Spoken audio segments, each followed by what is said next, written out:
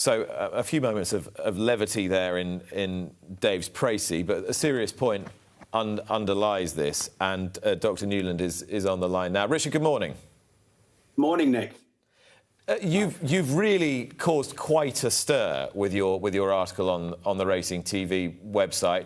Was that your intention? Before we start, I must just quickly say to Dave, the 11 holes in one, was that crazy golf? I think I've done that. Well, no, anyway. I think it was at Pyongyang, Richard, which is a golf course in North Korea, and it was his first ever round of golf. He not only broke 100, he broke 50. To answer your question, Nick, yes, I suppose I do want to make a stir, because I think it's time that we have to try to see what we can do to change things. But the first thing I just want to take this opportunity, if I may, briefly, if I may, just to apologise to any racing professionals that I upset with my ideas. Clearly, there's been quite a reaction. I recognise that. And, particularly Irish trainers, owners, jockeys, I'm good friends with a lot of them, and I'm a huge admirer of the top Irish trainers in particular. My aim was not to upset them particularly. It's not their fault that they're doing so well, getting the best horses, campaigning them brilliantly, training them brilliantly, and winning the races. But it doesn't change the fact that this current Irish dominance, which has been running for a few years now, is having a very bad effect, in my opinion, on UK jump racing, particularly when we see the exodus of what were UK-based owners now having their horses trained in Ireland to compete in the UK predominantly. The actual rationale for speaking out was in response to Julia Harrington's statement, the chief executive of the BHA. And, I'm sure most of your viewers are aware that she produced this statement on the Saturday, the day after the Gold Cup, effectively demanding urgent action, which, in my eyes, is completely unprecedented. I mean, I'll ask a question. Has this ever happened before, that the chief executive of the BHA, the day after Cheltenham, has issued an urgent statement? What am I supposed to read into this? Or what do you... Well, no, I mean, the point is, if you look at what Julia Harrington said, and I've got some of the key... She talks about the very visible deterioration in British racing's competitiveness with our international colleagues. She then says, the ammunition and at present, the balance of power and the best horses are going to our colleagues in Ireland, which we all know is true. And she goes on to say the Irish domination of Grade 1 races this week has illustrated that the issue is becoming more pronounced and more damaging for the sport on both sides of the Irish Sea, which is something I wanted to come back to, because I actually heard one of your podcasts, Nick, earlier in the week, and Jane Mangan, who spoke very eloquently and shot down a lot of the things I said, and fair enough that she did. But she talks about the codependency of Irish and UK jump racing, which is really this touches on. And she talks about the fact that it's basically English and Irish jump racing so intertwined that it's not good news for anyone if one side's doing extremely poorly. And I know you could roll the clock back 30 years ago and say that the Irish were perhaps in a similar situation at one point. But we over here, we've got less owners wanting horses. We've got lots of trainers with horses they can't sell. We've got less horses. There's a 45% decline in Cheltenham entries this year from 4 years ago from the UK. So that's quite a big drop-off, and I'm sure that's what the BHA are focusing on. But if we've got no own, remember, most of the horses that we purchase, a lot of them are bred, sourced and developed in Ireland. So it's not good news for the Irish either if the UK continue to struggle in this way. Now, the question is what you can do about it. Now, finally, comment from Julia Harrington, the rate of decline of jump racing in Britain at the top end has outstripped the measures we've put in place to tackle it. It's a very honest admission. Specifically, we must do more quickly and in a more coordinated and decisive manner if we're going to restore British jump racing to the standing at which it belongs. Now, why did I get involved and make a statement? Well, I suppose I'm sitting there thinking, frustrated that UK jump racing, in my eyes, is struggling. That doesn't mean there aren't some winners and there may be a lot of consolidation of the marketplace, but I think a lot of the small and medium-sized trainers are certainly feeling the pinch. So my main objective was to, first of all, try to support Julia Harrington's statement, to support the BHA and say, this is a brave statement they're saying, but then to try to open up a debate as to how we can actually make a difference here, because it's in everybody's interests, Irish and UK, that we tackle this and we get things back on a more even footing. So now, where you're going to struggle to sell, I think, Richard, the idea that there can only be one Irish runner in, or let me just clarify your position on this.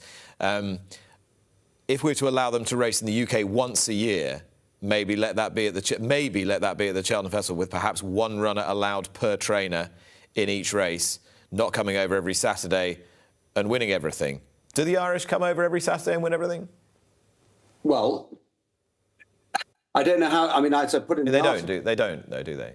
Well, they don't come over every Saturday. But for example, going into the Cheltenham Festival, who's the leading trainer at Cheltenham? Gavin Cromwell. It's not Paul Nicholls or Nicky Henderson. I mean, that's not to knock Gavin. Congratulations, he runs a great ship and he's doing incredibly well. But probably the top two trainers are probably Willie Mullins and Gavin Cromwell, I'm guessing. But I may be wrong, so I stand to be corrected. But the thing is... Is it ever right, though, Richard? I'm just going to strip this right the way back. Is it ever right to say, in order to make this sport stronger and healthier, we actually need to make our showcase event worse? Because that's exactly what you're suggesting. You're suggesting making the quality of the sport worse in order to sustain the British jump racing industry. Well, couple of points. I mean, one is that what I've said. I've had a lot of tweets. There've been a lot of responses to this, haven't there? And most of them negative. But I did read one from somebody who said, responding to someone else's tweet, saying, "Don't laugh too much because you won't be laughing when there's no Cheltenham Festival in 30 years' time." Now that sounds what I'm trying to argue for the BHS. I hold my hands up. I was pretty provocative in some of the suggestions, but I did make it clear these are only ideas. But the key thing, I think, for the BHA is, can they move from words and sentiments from Julia Harrington's statement to find a solution that does work for everyone? And it clearly doesn't sound like it's going to be the one that I put forward as a possible, by the way, short-term step. I'm not advocating it long-term. What we're trying, one of the ways of looking at this is to say, well, where do we want to be in 10 years' time with jump rail, 5 to 10 years' time with national hunt racing? Presumably, we want good, open competition on a level playing field, and everyone's happy with it, and a great product with lots of horses and lots of people loving and following the sport, and lots of owners, people wanting to become owners. We've got to somehow reverse the current trend in the UK, because at the moment we're going backwards. But who in the UK wants to be part of effectively what would be a second division? If you put into place these restrictions, you're effectively saying, there's the good stuff in Ireland, and here's the absolute dross here. And who's going to want to watch it? Who's going to want to bet on it? Who's going to be interested in it? Which owners are going to want to play? Which of these ultra-high net worth, very ambitious, very competitive owners are going to want to dootle around here in very unedifying races for the benefit of exactly who? I simply don't see how pruning this particular rose back to its roots is going to enable it to grow stronger. I can't see it. Fair enough, Nick. And actually, I think what you're expressing is probably what the vast majority of people who've responded to the article in tweets and things have said as well. So it's been, condemned. I have no problem being condemned. What I was trying to do is to open up a discussion. Yeah. I've seen a lot of people condemn those comments. And I've seen a lot of people also recognise we have a problem. I'm yet to hear many people who are coming up with a solution. And, it's a pretty tough one for the BHA, who are expressing a desire to do something, are already trying a lot of things. But I think just getting a little bit of extra prize money isn't the answer. Now, I did hear something pretty clever from Peter Saville, I think, is making comments about looking at setting up incentives for owners that win prizes with British trained horses, a bit like French breeder premiums. Now, I don't know enough about that as to how that can work or not work, but I do think we have to do something. People need to realise that there were just under 1,000 Irish runners last year in UK racing. The probably about 1,200, 1,300 this year. Could be 2,000 next year. This is a trend. It's gone up. Oh gosh, 150, 130% or something in the last 10 years. So this is a trend, and we need to think out what we want to do. There seems to be quite a bit of your article that has as its founding principle that trainers in Britain are, to paraphrase, just as good as trainers in Ireland. That's not the case, is it?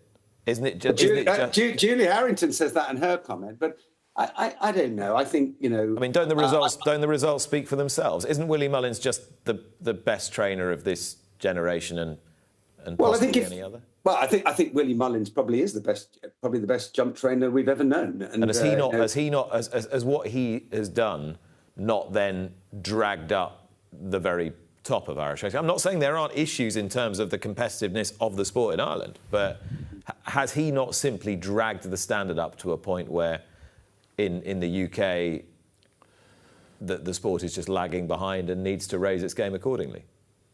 Just putting it out there. Possibly. I mean, certainly in terms of Willie, in terms of if you look at training, not just from the physical training of a racehorse, but in terms of the sourcing of the horses, the team he's got behind him, it's incredible operation.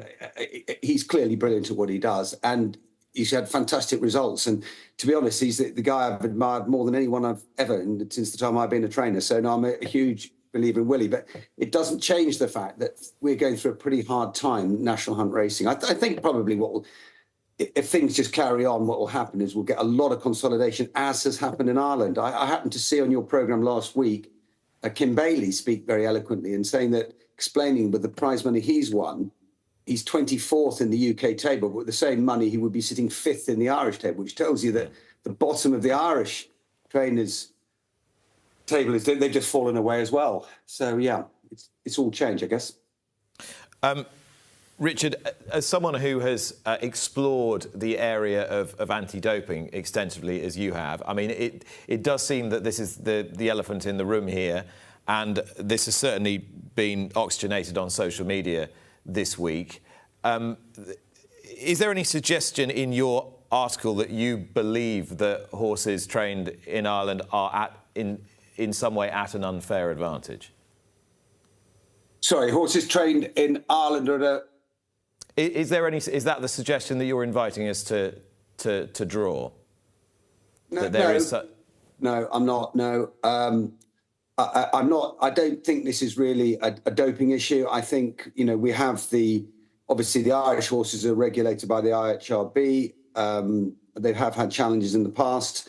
I know they've tried to make changes and so on. The BHA regulates us. I think we all have to just we have no choice but to trust the authorities we've got are doing their very best. I heard Brad Dunshee speaking during the week saying how well it sounds like there's a good cooperation and collaboration between the two. We have no choice but to trust it. This is not really a doping issue. This is an issue, I think, that just one side is so dominant over the other, and maybe there is nothing we can do about it. But I'm really trying to open up a debate and a discussion to think how we can support the UK national hunt industry so it doesn't collapse completely. And given the pelters that you've had on social media, are you still quite pleased you've done this? That's a very difficult one to answer. I mean, I wouldn't be doing this if I wasn't passionate about national hunt racing. You're talking to someone who, sort of had to, became a trainer with 3 horses when I had a full-time job because I just love this sport inside out. And I read another nice piece by Henry Daly in the Racing Post, who talked about himself as a Cheltenham aficionado, being over 37 years. He vaguely spoke as if he's losing interest in, only went to Cheltenham 2 days or something this time. No, I'm very, very passionate about this sport. I think we're going through a difficult phase. What I was trying to encourage the BHA to do, they regulate our racing, is to really think hard about what they can do to support British national hunt racing. OK, and just finally, Richard, you got a horse from Ireland that you improved, Pinot de Ray, won the Grand National. You've trained Cheltenham Festival winner. I'll never forget Burnt Oak Boy gliding up the hill, brilliantly trained. Is there a bit of you that thinks you can't do that anymore? Because I never in all the time I met you and interviewed you in the early days, thought you were short on belief that you could deliver results, and you could deliver results on a big scale for big owners if they sent you the horses to do it with. I'm sensing that you, even in your heart of hearts, think you might not achieve those results nowadays. Well, I think this, unfortunately, I don't like admitting it, but if you've only got to look at the tables, statistics, strike rates and so on, and it's quite clear that we're not, as a yard, unfortunately, we work damn hard. I've got a fabulous team of people. And by the way, I've really enjoyed working with Jamie Insole, who's just joined me as a joint trainer. But the mere fact that we're not, in National Hunt at the moment, we're not competing at the same level we were 10 years ago. We're a long way behind, in my opinion. Now, the mere fact that I've gone dual purpose with Jamie probably tells you all you need to know about my view about where we are in National Hunt racing. I suppose I'm more thinking about your own belief in whether pulling off those kind of feats with horses that you picked up relatively inexpensively, or with a bit of ingenuity, a bit of imagination, did something different, changed the scenery, got them going. Could you still do that? Does the framework of racing still allow you to do what you did? And what people were saying was pretty sensational at the time. Yeah. I mean, the short answer is I don't know, but it feels quite a long way away. And can you still have any optimism or not? Look, I wouldn't be continuing to, I suppose, put myself out on a limb and take, put these ideas forward if I didn't care. Absolutely. If you could ask me if I could wish one thing, and very much good luck, Peter. Hope you nail it again. I'd love to win the National again. That is the greatest thing. That it was my complete dream. I'd love to do it again. So, but it feels a long way away at the moment. And by the way, of course, we've got this issue coming up with the next Grand National.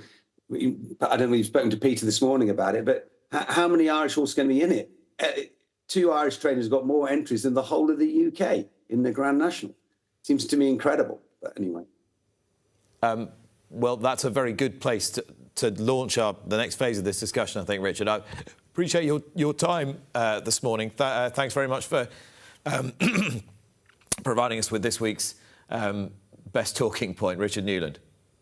Thanks very much. All the best, guys. Cheers.